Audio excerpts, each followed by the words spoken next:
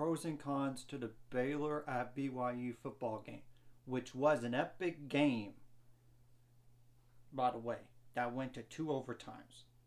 And I actually stayed up all that time to watch the game despite being late.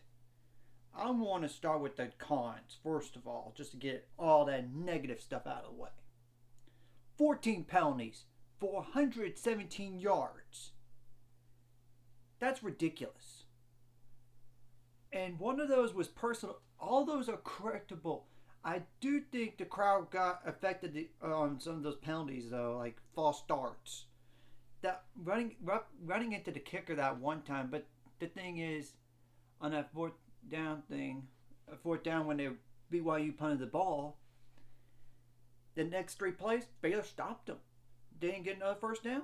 They didn't commit that penalty again. But the holding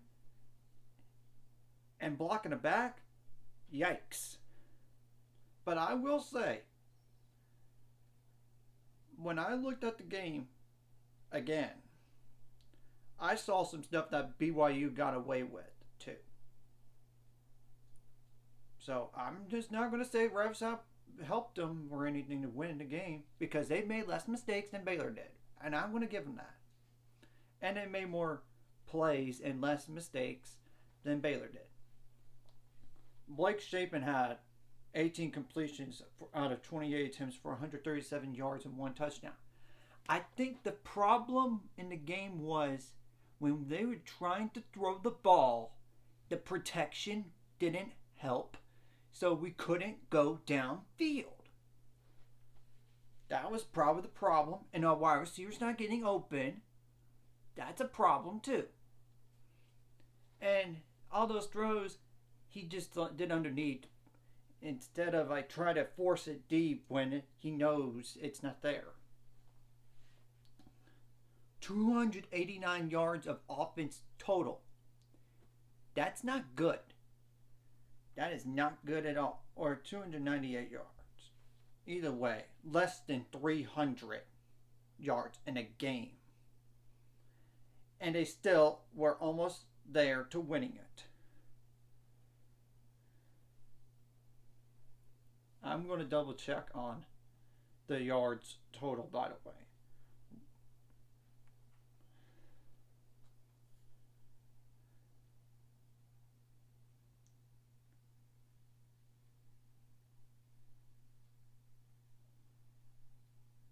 Okay, let's take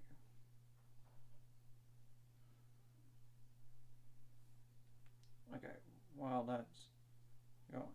Okay, they allow 4 sacks. The offensive line did, and 6 tackles for loss, which the majority of it was in the first half. But the biggest killer to me in the game was simple. They allowed 263 yards passing against BYU. That is a bad number. 283 yards, yeah. Passing. So they almost had the same number of passing yards as compared to the whole Baylor offense. That's bad. Really, really bad. I mean, that is... And with 2 touchdowns. And one of them was a trick play, which... That's pretty good. That was a good trick play to take advantage of the aggressiveness of the Baylor defense. The defense did not force a single turnover in the game. But Jaron Hall is probably the best quarterback Baylor's going to face all year long. And he's going to be a first-round pick. And I promise you, he will be. Because I believe he's good enough, according to NFL. And he could even be a top 10 pick. Potential.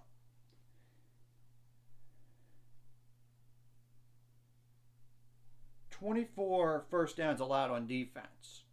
That's a lot. They went for him 4th down one time. They were 1 for 1. 0 for 1 on field goals, which was in overtime. Mind you, it was. But you missed an extra point by Isaiah Higgins. And like a Baylor fan already said, get a new kicker. Dude, you don't know what you're talking about. He did good last year. Chill. One guy, you can't blame the kicker for the loss in 26-20. It's a team game. You win as a team, you lose as a team.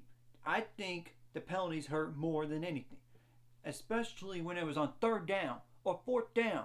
They had to stop, but because of the penalty, they got a first down. Monterey Baldwin went to the locker room in the first half and never came back. I don't know what happened. Maybe there's going to be something talked about tomorrow in press conference.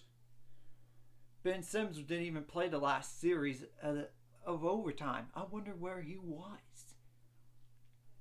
And Tate McWilliams got hurt on a questionable hit that looked like targeting, but that was not called. If it would have been called, I would have not been surprised. I think it should have been, but after looking at the replay. And I'll put that replay in the description below because it does look like, by the definition of a targeting, it is. And yet they called Dylan Doyle's targeting. I know the guy, he was launching though. And on those penalties, just if you're in Doyle's situation, again, I mean, the running back was right there. He probably was not going to catch the ball. Just don't go touch him. You could be right there, but don't touch him or hit him. If nothing else, try to go for a pick. At the very least, don't go near.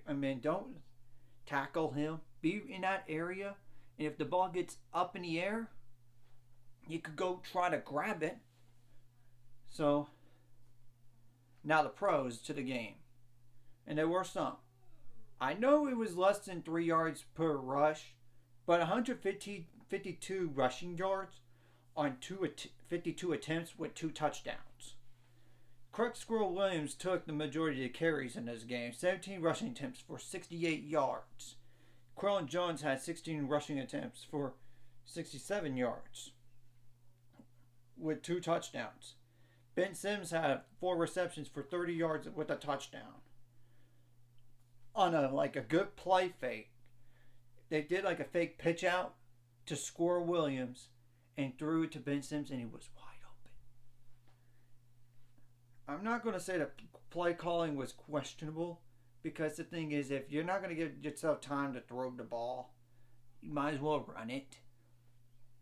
Don't want to run the ball every time, though. It's just, it is what it is. And I will also say how 0 turnovers on offense. That's a victory for me on that. That's good. 9 for 18 on third down. 1 for 2 on fourth down, which granted both of those were in the second overtime. 22 first downs on offense. The defense only allowed 83 rushing yards on 33 attempts. I was not worried about the run defense going into this game. It was the pass defense I was worried about the most. And sure, there was less than 5 plays that were over 20 yards. Those hurt. Especially the one right before halftime to Chase Roberts. So I think they need to do something about the pass defense. And you've got to pressure the quarterback if you're not going to get there quickly enough. So that's a little bit. The defense had 5 tackles for loss and 2 sacks. Though they had pressure, it's just Jaron Hall got rid of the ball a little bit too quickly. But on third down defense, if you're not committing penalties, BYU was 3 for 14 on third down. Defensively, That's pretty good third down defense. That is. So the majority of the first downs they got were simply because of it happened on either first down or second down or a penalty. And it was not, besides like 3 third downs, 1 fourth down. But that's 4 times out of 20 remaining on first downs and during the game for BYU. So it was really the second downs that were hurting them. I mean, in the first downs even. Isaac Power had 6 punts for 256 yards, and the long was 51. And 4 of those landed inside the 20-yard line. This did help Baylor in kind of field position battle throughout the game, despite them not scoring a while. Clark Squirrel Williams had 3 kickoff returns for 65 yards, which the long was 23. And Noah Rauschenberg, whenever he did kickoffs, every time it went to the end zone, and then some even, like outside the end zone even. Like way outside. Not even close. The last positive, they dominated the time of possession. 34 minutes, 15 seconds to 25 minutes, 45 seconds. They were tired, getting that BYU defense tired. They were. So, yeah, now I was right about the offensive yards they had in the game earlier. 289 yards. That ain't good. That isn't good. I just hope they don't have like a letdown game against Texas State. And I don't expect them to. Texas State is not on the same level as BYU. First of all, they're not. BYU to me, even though they were number 21 at the time, they should have been in the top 15 or top 20 before the game. I felt that way about BYU when they were doing their rankings. I felt BYU was getting disrespected. And I admit that. They're much better than number 21 or 25. And the thing is, BYU has a favorable schedule. They could go undefeated, potentially. Notre Dame looked like garbage against Marshall offensively. That could be a win. Oregon on the road this week. Oregon looked terrible against Georgia. That could be a win. Arkansas at home. That could be a win. The only other game I could think of that they could lose other than Notre Dame, Oregon,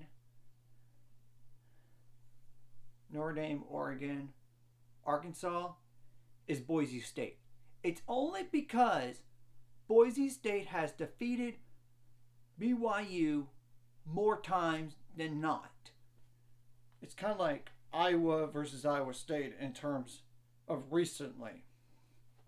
So, I'm just pointing that fact out there. It's really, really favorable. I would also say, as another con on the list, why did you not make adjustments quicker than you did? I think they were just rattled. And the good news is, you don't have to play in a place with that high of altitude. Yes, again, for this season. And I'm not going to say that was a total factor. I'm just saying it was a little bit of a factor, but not all the way. West Virginia's is close, but not a ton close. Iowa State is not as high either. And same goes for Texas Tech and Oklahoma State as well. And this is just a non-conference game. So here's the good, and you get to learn from this in a hostile road environment and move forward when you get to play Texas on the road later on this year. Texas, Oklahoma, Texas Tech, even though Texas Tech might not be able to be a great team because the next 4 games for them, tough. I mean, it's the truth. West Virginia, yes, they lost yesterday to Kansas, 55-42 in overtime. It's only because of the pick 6 at the end, and they didn't have to go for an extra point. So, West Virginia might not be as good. Yes, they lost to Pitt as well by a touchdown in the backyard brawl at Pitt. I know. So, and Iowa State, I don't know what to make of Iowa State. They struggled with Iowa. And yes, Iowa State won over Iowa, but they didn't look good doing it. So, all I gotta say is, priority number 1 to fix, penalties. That's number 1. Discipline. I would also say pass defense is number 2. The pass offense / protection is number 3 for me. That is number 3. That's the 3 things they got to fix. But the special teams things, yes, that's important. It is. That's priority number 4. But I think that was a fluke on the missed extra point. Laces don't face the kicker. I mean, and BYU even missed 2 field goals. And Baylor was right there. So it was not like BYU severely outplayed Baylor. It wasn't. They just made a few more plays, and Baylor made a few too many mistakes in the game to win. So, it's tough, I know. And it hurt my stomach whenever it was the end of the game. And it was because of nerves. But it's time to move on. Take out all the frustration on Texas State and move forward and improve. Because we have to improve the pass defense. Because I know Texas Tech runs an air raid. West Virginia does too. I know they do. So, and Texas runs an air raid as well as Oklahoma. I know BYU is not, it's the same system as Baylor, but they're more pass heavy because they couldn't run the ball. So, we got to do a better job of containing quarterbacks on scrambling as well. They did a little better last night, but not as good as I wish they would have been. And at least it's just a non-conference game and not like a conference game that could affect conference standings. So, I'm sorry for this long video here. I am. Trust me. But I want to go into detail on the pros and cons of this game. Like and subscribe if you haven't already. Let's get to 400 subscribers or more by the end of this year.